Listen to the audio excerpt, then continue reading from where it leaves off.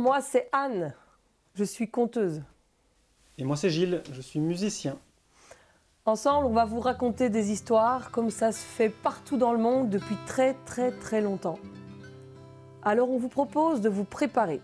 Pour ça, eh bien, vous ramenez votre famille dans le salon, vous fermez les tentures, vous débranchez les téléphones, vous coupez les tondeuses et vous vous installez confortablement pour pouvoir rêver tranquillement. Parce que raconter des histoires, c'est faire un rêve éveillé, tous et toutes ensemble. C'est parti. Il y a des histoires pour mieux y voir, il y a des histoires pour vivre dans le noir, il y a des histoires pour veiller tard, il y a des histoires pour traverser le miroir, des histoires qui tuent du regard, il y a des histoires à manger et à boire, il y a des histoires qui mettent le bazar, il y a des histoires qui tuent le désespoir. Il était une fois, il y a bien longtemps, une petite bergère qu'on appelait Miette. Miette, elle n'avait pas connu ses parents. Elle avait grandi avec son grand-père. Et quand son grand-père était mort, eh bien, elle avait hérité de 3 chèvres, 4 poules et une petite cabane toute démantibulée avec le toit tout troué. Dans le village, on l'appelait Miette parce que même si elle n'avait pas grand-chose à manger, Miette, quand elle avait un petit quignon de pain, elle gardait toujours quelques miettes. Vous savez pour qui? Pour les oiseaux. Elle avait construit une petite mangeoire et elle posait les miettes sur la petite mangeoire et elle regardait. Oh, 2 mésanges bleues qui voltaient et puis qui venaient se poser sur la mangeoire pour picorer. Puis il y avait le rouge-queue, lui, il filait, tchou, il prenait, puis pouf, il repartait. Et puis celui qui criait si fort là, qui est si mignon, le petit troglodyte. Tous les matins, Miette, elle enfilait sa robe toute usée, toute rapiécée, elle sautait dans ses sabots de bois tout crottés et elle emmenait ses chèvres au sous-bois pour que les chèvres puissent brouter les jeunes pousses d'arbres. Elles adorent ça, les chèvres. Et puis elle emmenait ses chèvres jusqu'à la rivière pour que les chèvres puissent boire l'eau claire. Et puis elle emmenait ses chèvres sur la colline fleurie parce que là, l'herbe, elle y était tendre. Il y avait un pommier et Miette, elle s'asseyait sous le pommier et elle regardait ses chèvres gambader et manger l'herbe. Et c'est là, sur la colline fleurie, que généralement, Miette, elle croisait sur son beau cheval blanc le prince. Et le prince, il avait été bien élevé. Il saluait tout le monde dans son royaume, même les petites gens. « Bonjour, Miette. Comment allez-vous aujourd'hui ?» Et Miette, elle regardait le prince et elle rougissait. Parce qu'en fait, elle trouvait que le prince, il était beau. « Ça va, merci. Mais ça ira mieux le jour où j'épouserai le fils d'un roi. » Et le prince, il se mettait à rire, mais enfin Miette, ça ne t'arrivera jamais.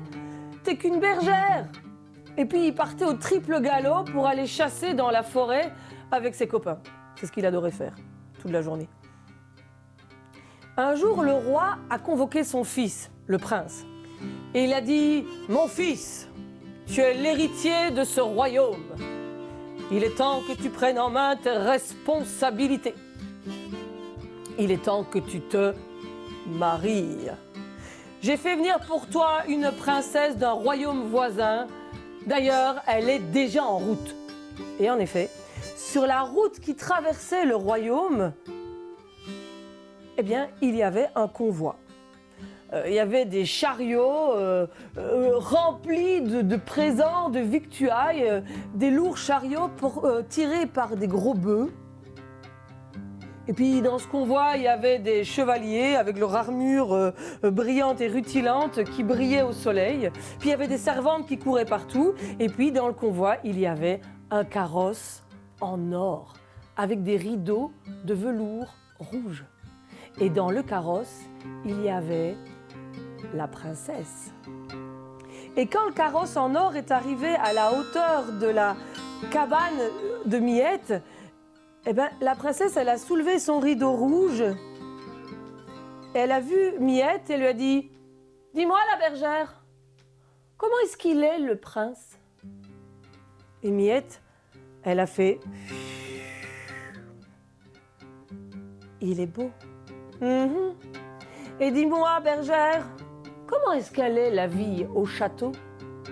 Alors Miette, elle a regardé la princesse dans les yeux et lui a dit « Sais-tu, belle princesse, que là-haut dans le château, sais-tu, belle princesse, que là-haut dans le château, la reine a des oiseaux qui jamais ne mentent, la reine a des oiseaux qui dévoileront tes défauts. » Des défauts? Des défauts? Mais quels défauts? Je n'ai pas de défauts. Elle a lâché son petit rideau rouge, elle a mis son petit nez en l'air et elle a poursuivi sa route. Et quand tout le convoi est arrivé au château, il y avait dans la cour du château le roi, la reine, la princesse et toute la cour pour accueillir la princesse. Elle est descendue majestueusement de son carrosse en or. On lui a fait visiter les grandes salles du château avec les tapisseries, enfin tout ce qu'il y a dans un château, moi je ne connais pas. Et puis ils ont été dans les jardins du château. Parce que les jardins du château, dans les jardins du château, il y avait la volière de la reine. Et ça, c'était la fierté de la reine.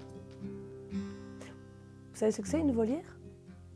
C'est une très très très grande cage, tellement grande qu'on peut y mettre des arbres en entier dedans. Une grande cage pour les oiseaux. Alors, on est arrivé près de la volière. Le roi a ouvert la porte de la volière, il est entré, la reine est entrée, le prince est entré, et quand la princesse est entrée dans la volière, les oiseaux se sont envolés. Ils se sont mis à tournoyer au-dessus de la tête de la princesse. Et ils se sont mis à crier « Tricherie, tricherie, perfirie, perfirie, tricherie, tricherie, cruauté, cruauté, traca, traca, traca, traca !» Et la princesse, vous savez ce qu'elle a fait? Elle a pris ses jupes à son cou et elle a crié. Elle a fait demi-tour, elle a couru, couru, couru, couru, couru. Elle a traversé la volière, elle a couru, couru, couru. Elle a traversé les jardins, elle a couru, couru, couru, couru. Elle a sauté dans son carrosse en or, elle a claqué la porte et tout le convoi a fait demi-tour. Et on les a vus s'éloigner sur la route, rétrécir, devenir un petit point noir et puis pouf, s'évanouir à l'horizon. Salut! Et la vie a continué. Tous les matins, Miette enfilait sa robe toute usée, toute rapiécée, sautait dans ses sabots de bois tout crottés. Elle emmenait ses chèvres au sous-bois pour brouter les jeunes pousses d'arbres, à la rivière pour boire l'eau claire, sur la colline fleurie pour manger l'herbe tendre. Et c'est là qu'elle croisait sur son beau cheval blanc le prince. « Bonjour Miette, comment vas-tu ?»« Ça va, mais ça ira mieux le jour où j'épouserai le fils d'un roi. »« Ah, mais ça ne t'arrivera jamais, Miette !» Et puis il partait au triple galop pour chasser dans la forêt. Puis le roi, il a convoqué son fils. « Bon, mon fils, là, tu dois prendre tes responsabilités en main. Tu dois créer pour notre royaume une famille, avoir des enfants, des héritiers. Bon, bref, j'ai fait venir pour toi une deuxième princesse d'un deuxième royaume voisin. Et d'ailleurs, elle est déjà en route. En effet, sur la route qui traversait le royaume, il y avait un convoi. Des chariots avec des victuailles et des présents et des cadeaux qui débordaient, tirés par des lourds bœufs. Et puis il y avait des chevaliers avec leur armure qui brillait au soleil, des servantes qui couraient partout, et un carrosse en or, avec des rideaux bleus. Et dans le carrosse en or, il y avait la princesse. Et quand le carrosse en or est arrivé à la hauteur de la cabane de Miette, elle a soulevé son rideau bleu, elle a regardé Miette et lui a dit « Hé, bergère, dis-moi, comment est-ce qu'il est, le prince ?» il est beau. Et dis-moi, bergère, comment est-ce qu'elle est la vie au château? Alors Miette, elle a regardé la princesse dans les yeux et elle lui a dit: sais-tu, belle princesse, que là-haut dans le château, sais-tu, belle princesse, que là-haut dans le château, la reine a des oiseaux qui jamais ne mentent, la reine a des oiseaux qui dévoileront tes défauts. Des défauts? Oh, quel défaut! Elle a lâché son rideau bleu, elle a mis son petit nez en l'air, elle a poursuivi sa route. Quand elle est arrivée au château, il y avait tout le monde pour l'accueillir, le roi, la reine, le prince. On lui a fait visiter les grandes salles du château. Et puis quand ils sont arrivés dans le jardin, ils ont été vers la volière. Le roi est entré dans la volière, la reine, le prince. Et quand la princesse est entrée dans la volière, tous les oiseaux, ils se sont mis à tournoyer autour de la princesse. Et ils se sont mis à crier: tricherie, tricherie, perfirie, perfirie, tricherie, tricherie, cruauté, cruauté, traca, traca, traca, traca. Et la princesse, elle a pris ses jambes, ses jupes à son cou et elle a crié. Elle a couru, couru dans le carrosse en or, la porte claquée, le convoi demi-tour et tout le monde qui s'en va. Et on voit le convoi qui s'éloigne là, sur la route qui traverse le royaume, qui rétrécit, qui devient un tout petit point, et puis pouf, qui disparaît à l'horizon. Salut! Et la vie continue. Tous les matins, Miette, elle enfile sa robe toute usée, toute rapiécée, elle saute dans ses sabots de bois tout crottés. Elle emmène ses chèvres au sous-bois, à la rivière, sur la colline. Et là, sur son beau cheval blanc, bonjour Miette, comment vas-tu aujourd'hui? Fiu, ça va. Mais ça ira mieux le jour où j'épouserai le fils d'un roi.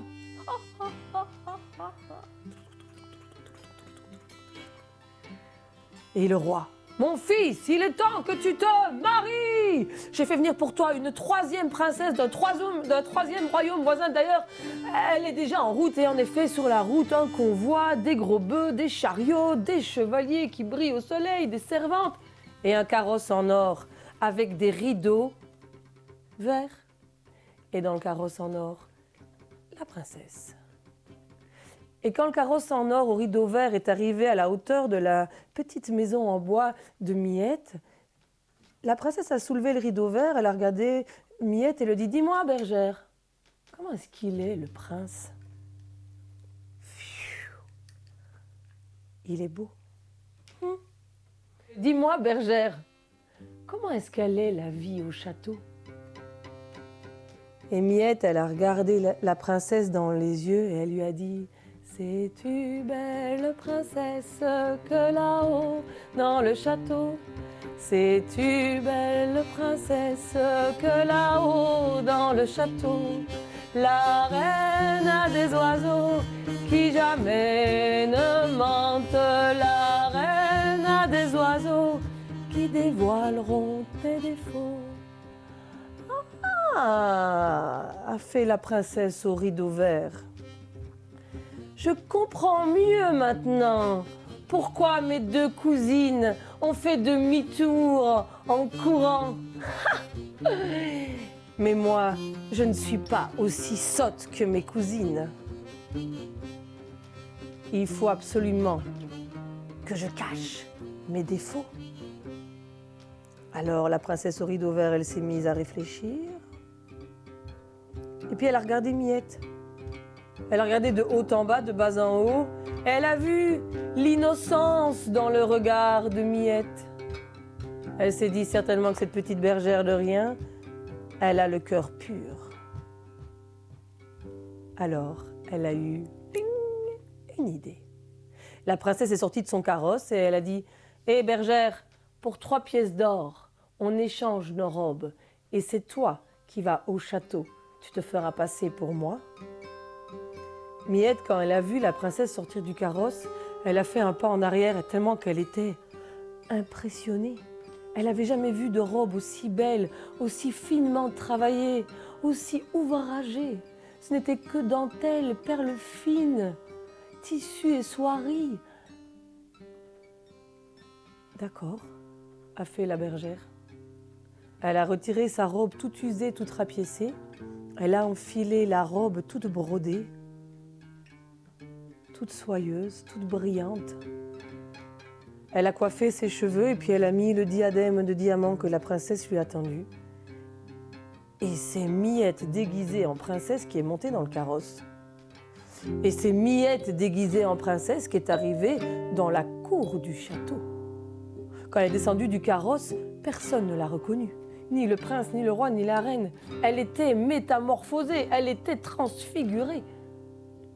Alors Miette, déguisée en princesse, elle a suivi tout le monde, elle a visité, on lui a fait visiter les grandes salles du château, elle n'avait jamais vu ça. Toutes les tapisseries et tout le truc là qu'il y avait dans le château.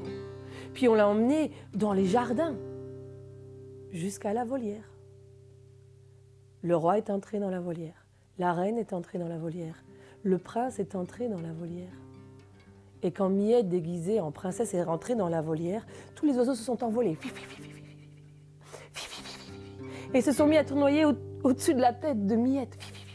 Et ils ont crié « Très joli, très joli, très joli, très joli, amour, amour !» Alors le prince, qui déjà avait été bouleversé par la beauté de cette princesse nouvelle, il s'est retourné, il a mis un genou à terre et il a dit « Oh, belle princesse, avec votre accord, voudriez-vous devenir mon épouse ?» Vous savez ce qu'elle a fait, Miette? Oui, d'accord. Mais voilà, en ce temps-là, à cette époque-là, bien, on se marie dans le royaume de la princesse. Alors, maintenant qu'ils avaient échangé leur accord, le prince et la princesse, eh bien, il était temps pour la princesse de rejoindre son royaume pour aller préparer son mariage. Donc Miette a salué le roi, la reine, et quand elle est venue saluer le prince quand même, il s'est dit « Wow, wow, wow, wow, wow. Je viens de rencontrer cette princesse. Je vais la revoir seulement dans plusieurs semaines.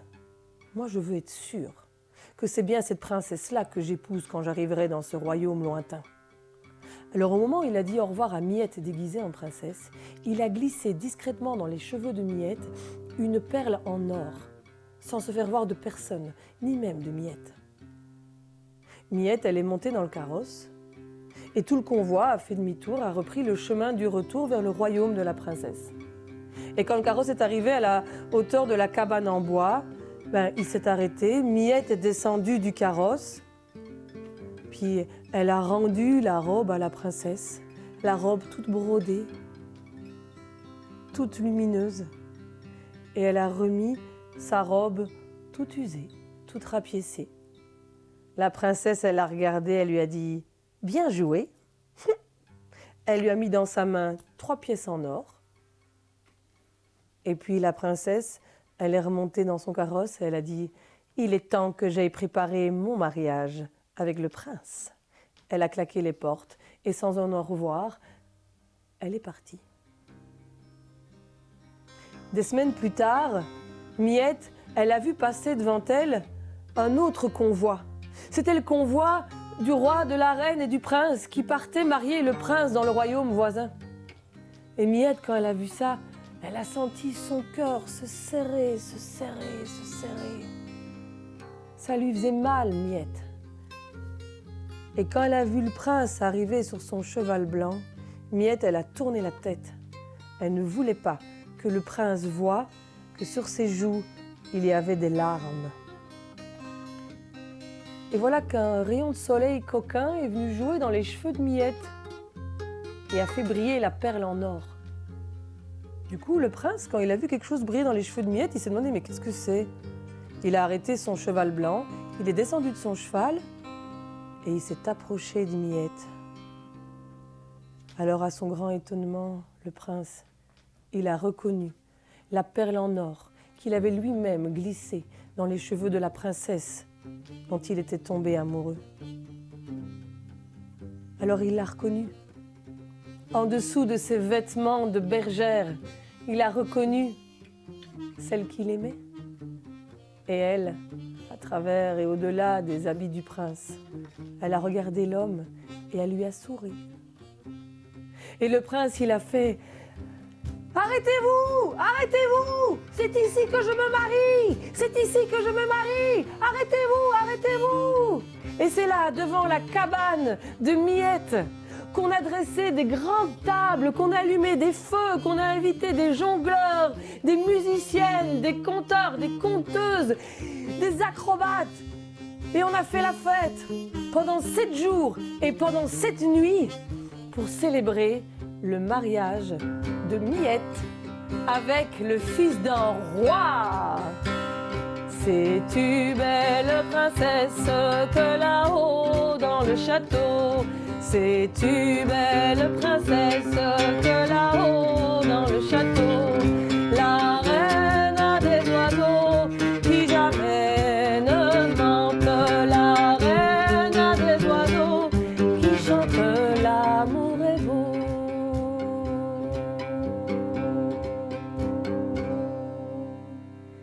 Et mon histoire est finie.